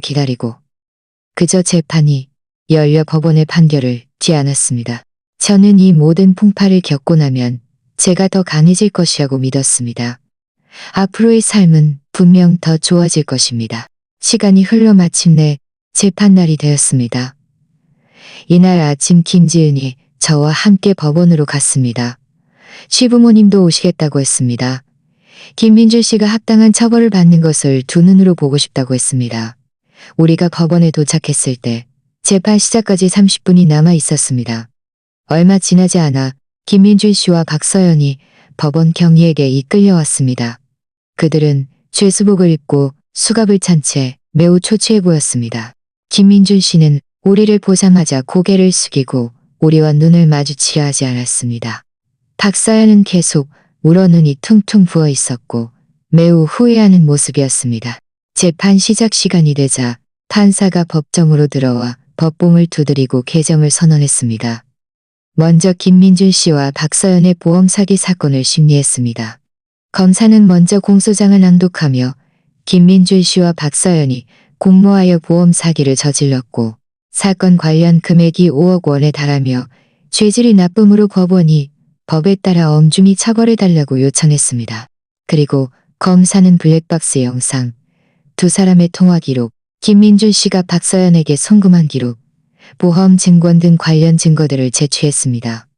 판사가 블랙박스 영상을 재생했을 때 법정 안은 조용했습니다. 모두가 화면 속 김민준 씨와 박서연이 공모하는 장면과 김민준 씨가 고의로 차를 몰고 추락한 후 도주하는 장면을 주시했습니다. 증거 영상 재생이 끝난 후 판사는 김민준 씨에게 물었습니다. 피고인 김민준 씨, 검사가 기소한 죄명과 제출한 증거에 대해 이해가 있습니까? 김민준 씨는 고개를 들고 쉬어있는 목소리로 말했습니다. 이해 없습니다. 제가 죄를 인정합니다. 제가 잘못했습니다. 보험 사기를 치고 가정을 배신해서는 안 됐습니다. 법의 심판을 받겠습니다. 그리고 이수진 씨의 용서를 받고 싶습니다. 그가 말을 마친 후 저를 한번 쳐다보았는데 눈빛에 죄책감이 가득했습니다. 하지만 저는 조금도 감동하지 않았습니다. 그가 지금 이렇게 말하는 것은 너무 늦었습니다. 그가 저를 산길에 버려두고 박서연과 공모하여 보험 사기를 박서연과 판사는 다시 박서연에게 물었습니다. 피고인 박서연 씨, 검사가 기소한 죄명과 제출한 증거에 대해 이의가 있습니까? 박서연은 울면서 말했습니다. 저도 죄를 인정합니다. 그때는 김민준 씨에게 속은 거예요. 저는 처음에 그 사람이 보험 사기를 치었는 줄 몰랐어요. 그 사람이 저랑 결혼할 거라고 해서 제가 그 사람과 함께한 거예요. 저도 피해자이니 판사님께서 선처를 베풀어 주시기 바랍니다. 검사는 즉시 반박했습니다. 저희가 조사한 통화 기록에 따르면 박서연 씨는 이미 한 달 전부터 김민준 씨가 보험 사기를 치려 한다는 것을 알고 있었고 김민준 씨와 함께 세부 사항을 논의했습니다. 심지어 김민준 씨가 차를 몰고 추락하기 전에는 보험금 사용처까지 확인했습니다. 이것은 그녀가 보험 사기에 적극적으로 참여했다는 것을 의미하며 속은 것이 아닙니다. 판사는 고개를 끄덕이고 몇 가지 질문을 더 한 다음 양측 변호사에게 변론을 진행하라고 했습니다. 김민준 씨의 변호사는 김민준 씨가 초범이고 이미 죄를 인정했으니 법원이 선처를 베풀어 달라고 말했습니다. 박서연 씨의 변호사는 여전히 박서연이 속은 것이라고 주장하며 법원에 선처를 요청했습니다. 하지만 검사가 제출한 증거는 명백했으므로 그들이 아무리 변명해도 공모하여 보험 사기를 쳤다는 사실은 변할 수 없었습니다. 보험 사기 사건 심리가 끝난 후 이어서 저와 김민준 씨의 이혼 사건을 심리했습니다. 제 변호사는 먼저 제 요구 사항을 진술하며 법원이 저와 김민준 씨의 이혼을 판결하고 부부 공동 재산 분할 시 김민준 씨가 외도, 재산 빼돌리기, 보험 사기 등 심각한 과실을 저질렀으므로 빈손으로 나가게 하고 동시에 저에게 정신적 피해 보상금을 1천만 원을 지급할 것을 요청했습니다. 변호사는 또한 김민준 씨의 외도 사진, 박서연에게 송금한 기록, 보험 사기 증거 등을 제출하여 김민준 씨의 변호사는 집과 예금은 부부 공동 재산이므로 김민준 씨가 과실은 있지만 일부를 받아야 한다고 말하며 빈손으로 나가는 것과 정신적 피해 보상금 지급에 동의하지 않았습니다. 김민준 씨는 법정에서 말했습니다. 제가 이수진에게 미안하지만 집은 제가 결혼 전에 계약금을 냈고 결혼 돈에 계약금을 냈고 결혼금을 냈고 결혼 후 우리가 함께 대출금을 갚았습니다. 예금도 우리가 함께 모은 돈입니다. 그가 이렇게 말하는 것을 듣자 저는 냉소함에 일어서서 말했습니다. 김민준 씨, 당신이 이런 말을 할 염치가 있어. 당신이 외도할 때는 왜 이 가정을 생각하지 않았어? 당신이 박서연에 대해 재산을 빼돌릴 때는 왜 나를 생각하지 않았어? 당신이 보험 사기를 공모할 때는 왜 나를 생각하지 않았어? 당신이 보험 사기를 공모할 때는 왜 나와 당신의 부모님을 생각하지 않았어? 당신의 부모님을 생각하지 않았어? 당신은 지금 자신의 앞으로의 삶을 걱정하지만 당신이 나를 산 길을 버려둘 때는 판사는 양측의 진술과 증거를 들은 후 10분간 휴정하고 선고하겠다고 발표했습니다. 이 10분 동안 제 마음은 매우 긴장되었습니다. 김지은은 계속해서 제 손을 잡고 위로하며 말했습니다. 새언니, 걱정 마세요. 증거가 이렇게 충분하니 판사님은 분명 새언니가 이길 거라고 판결하실 거예요. 시부모님도 옆에서 그래, 이수진, 걱정 마라. 10분 후 판사가 법정으로 돌아와 법봉을 두드리고 판결 결과를 선고했습니다. 하나, 피고인 김민준. 박서연은 보험 사기죄로 유죄를 선고한다. 김민준에게는 징역 8년 및 벌금 5천만 원을 선고하고 박서연에게는 징역 6년 및 벌금 3천만 원을 선고한다. 둘, 원고 이수진과 피고 김민준의 이혼을 허가한다. 부부 공동 재산 중 집과 예금은 이수진에게 귀속된다. 김민준은 빈손으로 나가며 이수진에게 정신적 피해 보상금 1천만 원을 지급한다. 이는 판결 확정 후 1개월 이내에 지급되어야 한다. 이 판결 결과를 듣자 저는 감격하여 울음을 터뜨렸습니다. 드디어 제가 이겼습니다. 김민준 씨와 박서연은 합당한 처벌을 받게 되었고 저도 드디어 김민준 씨와 완전히 관계를 정리할 수 있게 되었습니다. 김지은과 시부모님도 매우 기뻐했습니다. 시부모님은 너무 잘됐다. 정말 잘됐다. 공정이 드디어 찾아왔다. 라고 말했습니다. 재판이 끝난 후 김민준 씨가 법원 경리에게 이끌려갈 때 그는 뒤돌아 저를 한번 쳐다보았습니다.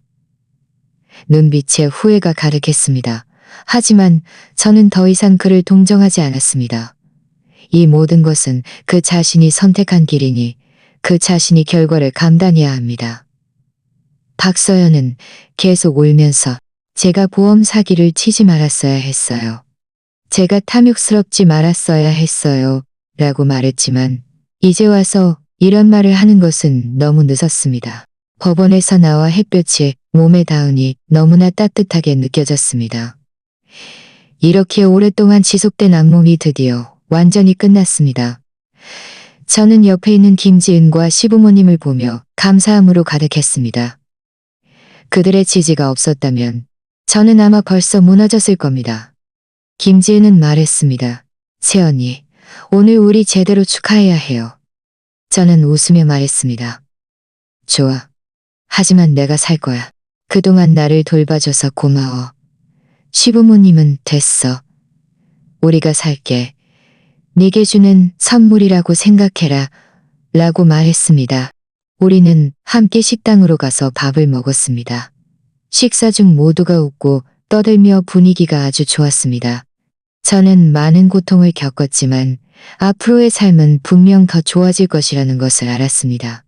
저는 더 이상 그 실패한 결혼에 얽매이지 않고 드디어 새로운 삶을 시작할 수 있게 되었습니다. 법원 판결이 확정된 후 남은 일들은 훨씬 순조롭게 진행되었습니다. 경찰은 박서연 명의로 동결되었던 수천만 원의 송금액을 신속하게 되찾아 제 은행 계좌로 이체해 주었습니다. 김민준 씨가 전에 졌던 빚들은 그가 개인 사업 실패로 진 것이고 가정생활에 사용되지 않았으므로 법원은 저와는 관계없다고 판결하여 제가 갚을 필요가 없었습니다. 이로 인해 저는 완전히 안도의 한숨을 쉬었습니다. 그 아파트에 대해서는 김민준 씨가 결혼 전에 계약금을 냈지만 결혼 후 우리가 5년 동안 함께 대출금을 갚았고 그가 과실 당사자였으므로 법원은 최종적으로 저에게 귀속시켰습니다. 저는 김민준 씨에게 계약금의 아주 작은 부분만 보충해주는 되었습니다. 하지만 김민준 씨는 지금 교도소에 있어서 이 돈을 요구할 방법이 없었습니다. 결국 시부모님께서 저와 상의하여 이 돈은 자신들이 김민준 씨를 대신하여 주겠다고 했습니다. 저에게 주는 보상이자 앞으로 잘 살라는 의미였습니다. 저는 시부모님의 마음을 알고 있었으므로 거절하지 않고 이 돈을 받았습니다. 예금에 대해서는 집안의 1억 5천만 원 예금 전부가 저에게 귀속되었습니다. 그것은 우리가 결혼 후 함께 모은 돈이었고 김민준 씨가 박서연에게 수천만 원을 빼돌렸으므로 그는 더 이상 예금을 나눌 자격이 없었습니다. 김민준 씨가 저에게 배상해야 할 1천만 원의 정신적 피해 보상금은 그가 현재 경제활동을 할 수 없으므로 법원은 그가 출소 후 천천히 갚으라고 했습니다. 저는 이 돈을 받을 기대도 하지 않았습니다. 그 사람과 완전히 관계를 정리했습니다. 이 모든 일을 처리한 후 저는 집안을 다시 정리했습니다. 김민준 씨의 물건들은 모두 포장하여 김지은에게 주어 처리해달라고 했습니다. 집안에 더 이상 김민준 씨의 흔적이 없는 것을 보니 마음이 훨씬 가벼워졌고 집 전체가 밝아진 느낌이었습니다. 김지은은 종종 저를 찾아왔고 가끔 과일이나 간식을 가져와 저와 이야기를 나누었습니다. 김지은은 김민준 씨가 교도소에서 잘 지내고 있다고, 종종 집에 편지를 보내 자신이 많이 후회하고 있다고, 김지은에게 저에게 대신 사과해달라고 했다고 말했습니다. 저는 그 말을 듣고 그저 웃기만 하고 아무 말도 하지 않았습니다. 지금의 사과는 저에게 아무런 의미가 없었습니다. 저는 그저 제 삶을 잘 살고 싶을 뿐이었습니다. 반년쯤 후 김지은이 저에게 박서연이 교도소에서 다른 수감자들에게 자주 괴롭힘을 당한다고 말했습니다. 그녀가 보험 사기를 치고 남의 가정을 파괴했기 때문에 모두가 그녀를 무시한다고 했습니다. 게다가 박서연의 부모님도 그녀와 관계를 끊고 다시는 그녀를 돌보지 않겠다고 말해 그녀는 출소 후 갈 곳도 없다고 했습니다. 저는 그 말을 듣고 조금도 동정심이 들지 않았습니다. 이 모든 것은 그녀 자신이 선택한 길이니 자업자득이라고 생각했습니다. 김지은은 또 김민준 씨의 채권자들이 돈을 받지 못해 시부모님 댁에 자주 찾아와 소란을 피운다고 말했습니다. 시부모님은 어쩔 수 없이 시골의 집을 팔아 빚의 일부를 갚고 지금은 김지은의 집으로 이사와 함께 살고 있다고 했습니다.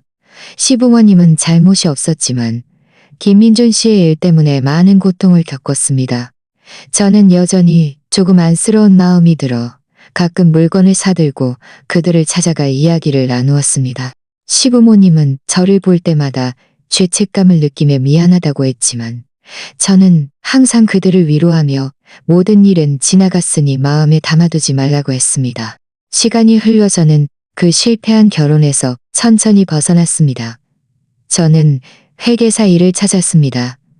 월급이 아주 많지는 않았지만 일이 안정적이었고 동료들도 모두 친절했습니다. 매일 퇴근 후에는 제가 좋아하는 음식을 해먹고 TV를 보거나 친구들과 이야기를 나누며 충실한 삶을 살았습니다. 주말에는 친구들과 등산, 쇼핑을 하거나 근처 관광지로 여행을 갔습니다. 저는 요가 학원에도 등록하여 매일 아침 요가를 했습니다. 몸이 좋아졌을 뿐만 아니라 마음도 점점 더 밝아졌습니다. 가끔 김지은이 아이를 데리고 우리 집에 놀러 왔습니다.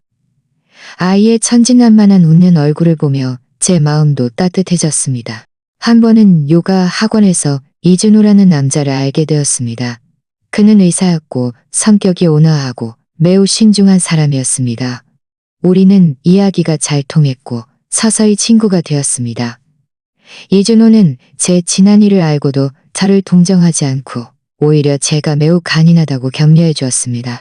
앞으로 어려움이 있으면 자신에게 도움을 청하라고도 말했습니다. 하지만 저는 아직 재혼할 생각이 없습니다. 한 번의 실패한 결혼을 겪고 나니 저는 감정에 대해 매우 신중해졌습니다. 저는 먼저 일을 잘하고 삶을 잘 살고 과거를 진정으로 내려놓았을 때 비로소 감정 문제를 고려하고 싶습니다. 지금의 저는 더 이상 가정에 얽매여 남편에게 의존하는 여자가 아닙니다. 저는 저만의 일, 저만의 친구들을 가지고 있으며 독립적이고 자신감 있게 살고 있으며 저는 앞으로의 삶에 많은 도전이 있을 것이라는 것을 알지만 이제는 모든 것에 마주할 용기와 자신감을 가지고 있습니다. 가끔 생각합니다. 만약 그때 이런 일들을 겪지 않았다면 저는 아마 평범한 삶을 살며 제가 이렇게 강인할 수 있다는 것을 몰랐을 겁니다. 어쩌면 인생이란 그런 것일지도 모릅니다. 풍파를 겪어야만 무지개를 볼 수 있고입니다.